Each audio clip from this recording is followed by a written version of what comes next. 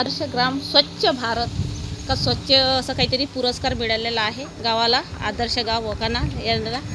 आणि ही अंगणवाडीची अवस्था तुम्ही पाहू शकता. कास पाऊस जरी आला तरी तिथं पाणी गळते. हे लहान लेकराचं टॉयलेट आहे. आणि आज 15 ऑगस्ट असल्यानंतरही हे साफसफाई पहा, ते लहान मुलांचं आहे. अंगणवाडीचे मुलं म्हटल्यानंतर हे पहा, तिकडनं नाली दाखवली, इकडनं सुद्धा दाखवलं आहे. आणि ही समोर जे दिसते हा सरकारी दवाखाना आहे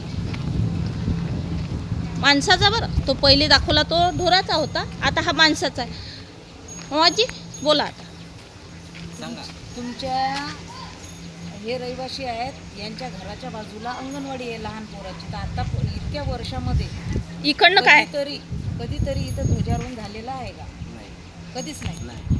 मला पाहिलाच नाही ना. आणि हा जो अंगणवाडी दवाखाना आहे, त्या दवाखान्यामध्ये कधीतरी झालं का ध्वजारोहण? नाही.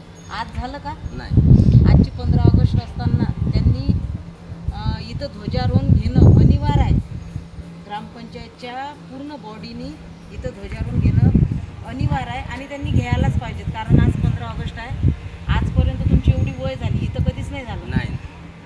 आणि आपल्या गावामध्ये जिल्ह्यामधून पहिला क्रमांक आलेला आहे की स्वच्छ भारत. आपलं गाव वकाना, आदर्श वकाना हे जिल्ह्यामधून तालुक्यामधून स्वच्छतेमध्ये पहिला क्रमांक पटकवलेला आहे.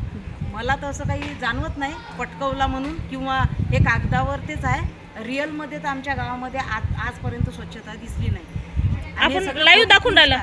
हे सगळे खोटे पुरस्कार घेण्यात आले. याच्या व्यतिरिक्त मी काहीच बोलू शकत नाही, कारण मला हे सगळं चुकीचं दिसते.